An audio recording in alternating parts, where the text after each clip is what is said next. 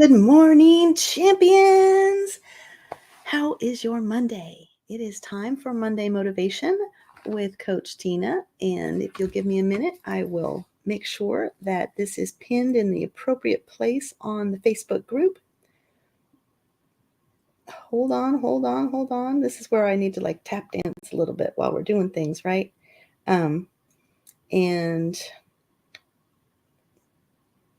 we're getting close. There we are. Pinned to featured. Hopefully you guys will find it now. We have a little fun Monday morning motivation today, and it is Here Comes the Sun. Do, do, do, do.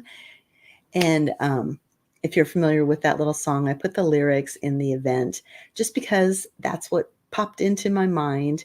I, of course, was thinking about today, which is going to have a big event happening. I'm sure you can tell me what it is. So Margaret says, good morning. Anybody know what's happening today? It may not be as big of a deal in your neck of the woods, but we in Oklahoma are in the 95% band, and I know that quite a bit of the U.S. is involved in that.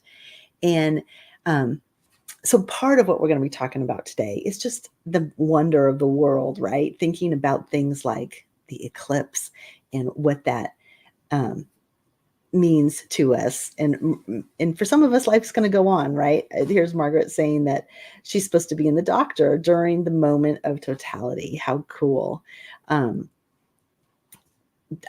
My son is here because of the funeral of Chris's dad, and he has been listening to the news a lot. Now, if you know, Chris and I don't watch a lot of TV. Obviously we know there's an eclipse coming, but we haven't bought into all of the worldly gloom and doom and everything's going to go to heck and the sun's going to cancel all of our phones and computers and all that stuff. But he came in and he was just kind of like, Mom, do you think all this stuff's going to happen? Do we need to go get gas? What's happening? So the way of the world is happening. The cycles of life are happening. And I don't think there needs to be fear behind it, but that's because I've lived through eclipses and I've experienced them before. Whereas when you buy into the sensationalism of the media to get more readership and excitement, then there's going to be it's going to be based on fear because fear sells. So definitely don't want to be part of the fear crew. And I'm happy that he's here and we can experience this together, and it's going to be just fine. So, of course, if you're watching live, go ahead and put a hashtag live in. If you're watching the replay, we love you just as much. Go ahead and let us know you're watching so that we can communicate with you. And obviously, when you communicate in the comments, it actually works with the algorithm in Facebook so that more people in the community will be notified that we are having an event. And obviously, we need some more participation. So please let everybody know. Another need that we have in our world, of course, is the sun. And it's interesting. And one of the other reasons that I picked talking about this topic today was not just the eclipse. Obviously, it was on my mind, but the sun is an essential component of life and of growth, right? If you're not living, you're not growing. If you're not growing, you're not living. Those concepts go together. And because our masterclass that was last week focused on the concept of growth from seed to tending the soil to harvest, one of the key ingredients of life, if you will, is the sun, the source that comes down on that seed. Of course, it needs some water as well, but when all the things are right, that promotes the growth. And we all know that the sun is essential. That's why all that fear is out there. If something were to happen to the sun, we can't go very long without the sun. And without the sun, we would all shrivel up. It would get too cold. We wouldn't be able to handle it. The end. But in thinking about the sun as an essential component, it made me think about the needs. We need the sun. So the question I have for you today is, what are you getting, or sorry, are you getting what you need in or from this life? Okay. And obviously, you may not be able to answer that.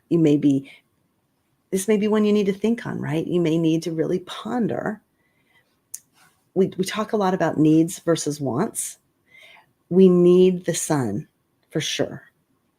We might want to go sunbathing, go to the beach and hang out in our bathing suit.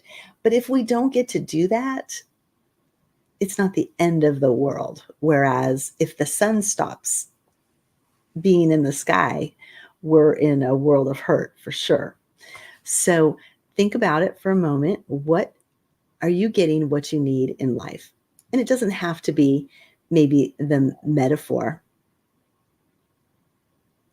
but definitely the need, right? And a lot of times separating the need and the want will actually help you and support you in your growth and development, because the wants are always going to be there. The needs are what's going to help you get to the next level.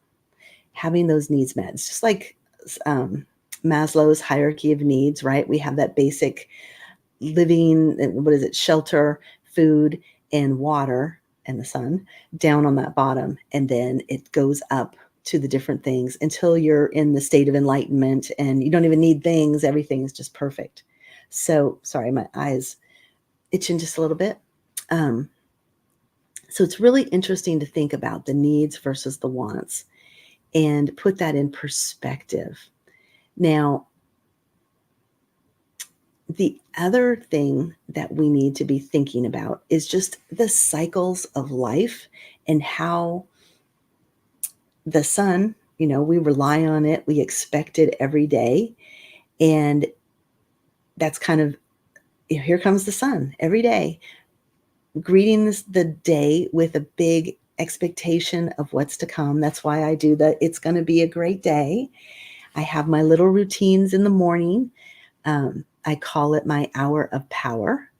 And that's a Tony Robbins concept. But I take that first hour that I'm awake and I try to cram it with all the things that are going to set me up for a really good day. And I call it my HOP, my hop. So I'm going to hop to it first thing in the morning. And I'm going to, like, for instance, this morning I did my movement, walking around, just getting awake, because it's really easy to drag it out. If you didn't get enough sleep the night before and you're just kind of like spaced out. I don't like to run my lives like that. I like to get up and I like to be energized, but I got to get myself into that place. And if time permits, I do some meditation. I do my prayers. I drink some good warm water to get my system going. And, we'll prime that. I like to stuff it with as much as I can. I do my Egoscue exercises. And then some days I'm just happy that I'm up and I'm doing the bare minimum. And you have to assess what that looks like for you, how your routine is going to work. But I always start it with that hour of power, that recognition of I'm dedicating that first hour to the priority of myself and my growth, my development. I do some reading during that time, and I can assess those different moments and allow myself to, I could beat myself up on the days that I don't do all the things, but instead I see it as an opportunity for growth. I see it as I am showing up and I'm doing the best that I can today. And sometimes we have to have that attitude. Okay.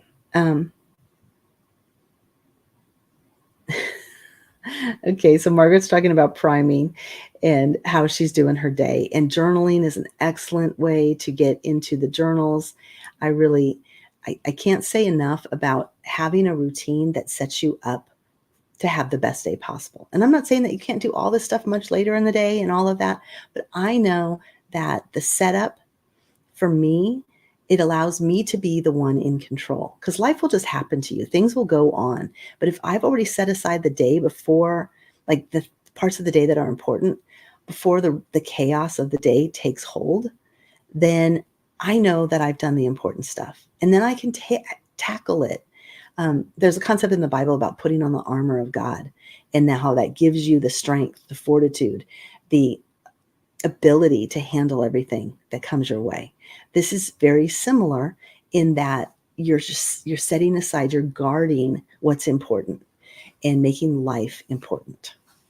So in talking about the cycles, the solar eclipse is a cycle, right? It is a specific event that while it seems random to us, it's pretty amazing that we have the science that says this is exactly what's going to happen down to the minute and where the path is going to be and all those things. I mean, back in the day, right, when they didn't have all of that, they still kind of knew when things were going to happen, that we figured it out very quickly. But I like to think about the first people that didn't know what was happening, right? And yet we took that information and we kept building on it until we're in a place today where it's a media event, right? A casual, oh, this is happening today.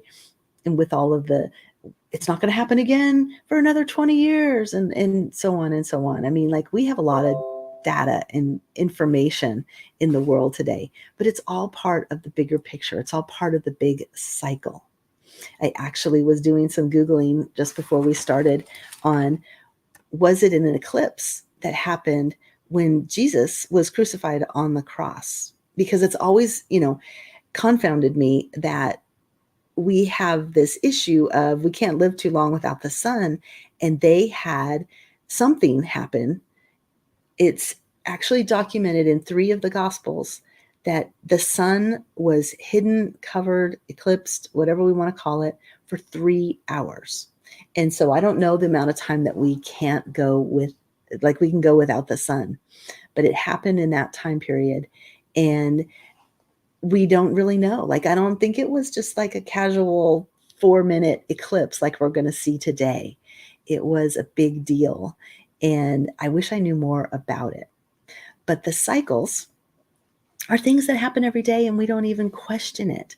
For instance, the sun comes up every morning. I don't know if you've noticed, it's actually another reason why I picked this as a title, but the sun is now, like when it was time for this live, in Oklahoma, the sun was up already. And 2 weeks ago, 3 weeks ago, a month ago, when we had the time change, we were still in the dark.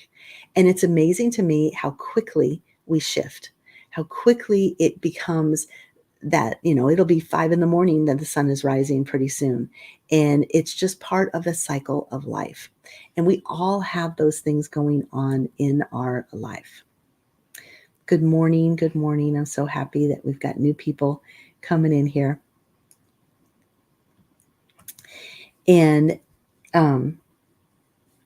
we're talking about, here comes the sun today. And we have tied it to Vanessa, good morning, good morning. We've tied the idea of the sun and the cycles to what we're doing for our growth in the world. And if you haven't seen the replays of the masterclass we did this month, how to grow in your field, I highly recommend it. And if you put better put MC for masterclass, because if you put replays, I'm going to think you watched a replay, but hashtag masterclass, and that will let us know that you want the replay list, and we will get that out to you, because I do think it's super important for you to have the information that you're looking for. And Yvonne Taylor, good morning to you as well. So happy to have you. All right, you guys. So we are watching the solar eclipse today with our special glasses. And I hope that you guys, if you don't have special glasses, do not look at the sun. That is one thing that the media is getting right? We don't want that to be happening, but I don't want it to be a fear-based thing either. I'm really looking forward to um, the idea that we can go into this with an experience that is an adventure. It's something we haven't experienced much. Um, I don't know how many of you got to see the eclipse in 2017, but a good friend of mine, um, she wanted to see it as well as I did, and it wasn't in our area. And so she came up here from Houston, and then I drove her into Kansas, and we went. It was about a 4-hour drive to get to where we would be in totality. And we got to experience it. We had our little glasses that we bought, and we had our moment. The birds stopped chirping. We looked around. We were like, wow, this is incredible. And then before we knew it, the sun came back. We can trust in that. The cycle has been there all this time. It's probably still going to be that cycle. So, and if it isn't, it really won't matter much, right? So I hope you guys have a really blessed week. Those of you that set your goals up for October already, which was one of the topics, we focused on business, but the topic was to get things going for April and working on your business. We did do a Fingo board. You're welcome to put in hashtag Fingo, Fingo, and get the board for the month. And then be on the lookout. I will be putting some links in very soon. And we will be going to, I'll be putting the links in, and you'll be able to watch little videos to get those marked off. And of course, I was noticing here one of Vanessa's comments, and I'll go ahead and put that up here, that when your son was living and visiting the Children's Hospital, you got to make probably the glasses, right? And got to experience that. That's pretty cool. I'm sure that's bringing up some very strong emotions for you, having done that with him. But, life is a choice. We can choose to be sad about all the parts of our life, right? Or we can focus instead on the bright spots, the good parts. That was actually the funeral that we had yesterday. It went really, really well. Had some great information, things that we didn't know about my father-in-law and his experience volunteering at the church. They told this really heart-wrenching reminders of the kind of person he was and the things that he did to make people feel better. And really, in the end, that's kind of what we want to do, right? We want to bring sunshine, bring the light to other people. Yeah, and like Vanessa says, she's kind of happy at this time because it's a great memory. Yeah, we got to hang on to those. We got to believe that all of that's for the good. So I hope you guys have a truly blessed day and a truly blessed week, and that the goals that you set for April, that you're putting effort into those and growing your businesses, your lives, all the things that are important to you. Remember, what we focus on, what we are intentional about, there will be energy that goes towards those things. And so we are in control. What we plant in our garden is what we get the fruits of later. And so as you go about your things this today or this week, really be thinking about, what are you planting and what is the outcome that you're looking for. And we can do that in all of the areas of our life, and you will be pleasantly surprised in the end. For sure, for sure. All right. Love you guys. I hope you have a truly blessed week. And don't forget, yes, where energy flows, focus goes, and vice versa. Where focus goes, energy flows. All right, you guys, have a really blessed day. Take care.